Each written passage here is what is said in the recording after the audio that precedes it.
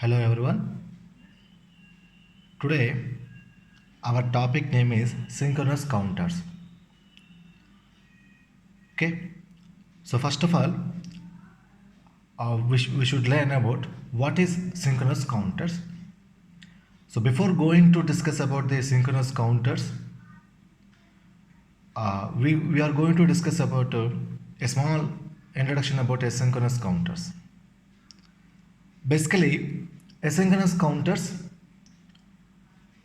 are the counters, the flip-flops are connected in such a way that the output of first flip-flop drives the clock for the second flip-flop and so on.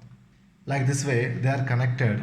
That's why asynchronous counters are called as serial counters. And the main drawback of asynchronous counters are they are very slow. Why? Because in that circuit implementation, each flip-flop can change state only if all the preceding flip-flops have changed their states, which causes the increasing of propagation delay. And one more drawback is, if the clock frequency is very high, the asynchronous counters may also skip some of the states, and which gives some malfunction. So these are the main two drawbacks of asynchronous counters. These problems are overcome by the synchronous counters, and synchronous counters are also called as parallel counters. The another name for synchronous counters are also called as parallel counters. While coming to the definition for synchronous counters, the synchronous counters are the counters in which all the flip-flops are triggered simultaneously by the clock input pulses. So here I am giving one example. This is a 3-bit synchronous counter. See, here all these 3 flip-flops are triggered parallelly, that is synchronously. Okay, there is no interconnection between 1 and 2 and 2 and 3 or 1 and 3. Among these 3 flip-flops, there is no interconnection between any 2 or all 3. And all the flip-flops are triggered simultaneously. Whether a flip-flop toggles or not toggles, which depends on the flip-flop's inputs. Since all the flip-flops change state simultaneously in synchronization with the clock pulse, so that the propagation delay is very less while compared to asynchronous counters. I'll come into the biggest advantages of the synchronous counters.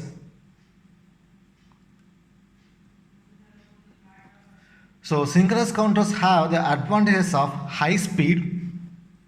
The number one, high speed. It is the greatest advantage of synchronous counter. And propagation delay is very less. The propagation delay is very less. Less propagation delay. So there is no propagation delay exactly. So less propagation delay. So these are the two advantages of synchronous counters. While coming to the disadvantages, so in synchronous counters, which has more circuitry while compared to the asynchronous counters. So more circuitry, and while designing and implementing these synchronous counters, the circuit becomes complex when the number of states are increases. So that's all, a small brief introduction about synchronous counters and also asynchronous counters. So now we skip to how to design a synchronous counter. For a systematic design of synchronous counters, we should follow 5 steps mechanism. The step 1 is number of flip-flops. Step 2, state diagram. Step 3, choice of flip-flops and excitation table. And step 4, minimal expression. And step 5, draw the logic diagram. Now let us discuss one by one. The first step 1, while designing the synchronous counters, the step 1 is number of flip-flops. Based on the description of the problem, we should determine the required number of flip-flops. It is indicated by small n. By using the condition n less than or equal to 2 to the power of n, this is the condition, okay, where the capital N indicates the number of states and small n, which describes the smallest value of n, in such a that the number of states is satisfied the condition, that is n less than or equal to 2 to the power of n. So we should always consider the smallest value of n, and also the condition should satisfy. Okay, so here the step 1. Step 2, state diagram. Draw the state diagram. So first of all, what do you mean by state diagram? Let us see the definition for state diagram. A state diagram, which can also called as the transition diagram, which is a graphical means of depicting the sequence of states through which the counter progresses.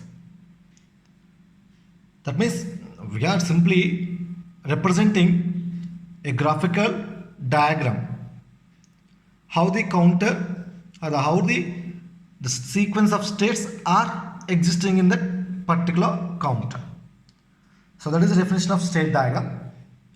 So by using the state diagram, we should draw the state diagram by showing all the possible states. So this is the step 2. Okay, and what is step 3? Step 3 is nothing but choice of flip-flops and excitation table. So to design or implement a synchronous counter, we should select some flip-flops. So here the choice of flip-flop is very, very important, and the excitation table is also very, very important. And you remember that what is the definition for excitation table? Excitation table, which lists out the present states, the next states, and the required inputs of flip-flops. It is a table which lists out present states, next states, and the required inputs. So here I am giving the 4 flip-flops excitation tables. The first one is SR flip-flop excitation table. I hope you that you know how this excitation table exists. Already we discussed in previous classes. Okay, so just for recollecting the data of excitation table, it is very, very helpful while designing the synchronous counter. And number 2 indicates the JK flip-flop excitation table. Number 3, D flip-flop excitation table, and number 4, T flip-flop excitation table. So these are the 4 excitation tables for the respective flip-flops. Okay, so select the type of flip-flop to be used, and based on the excitation table, we are going to design the synchronous counter. And the next one, step 4, minimal expressions for excitation table. After selecting the type of flip-flop and write the excitation table, by using present state variables and next state variables, we should obtain the minimal expressions for excitations. So with the help of K-map technique. So by using K-map method, we should obtain the minimal expressions for excitations. Step 5, this is the last step in the designing process of synchronous counter, and that is after getting the minimal expressions for K-map, based on the expressions and based on the selection of choice of flip-flop, step 5 is draw the logic diagram. So these are the 5 steps for the designing and implementing of synchronous counters. So in this video, so far we discussed about what is the drawbacks of asynchronous counter, how the problems of asynchronous counters are achieved by the synchronous counters, and how to design the synchronous counters, what are the steps are involved in the synchronous counter. Thank you.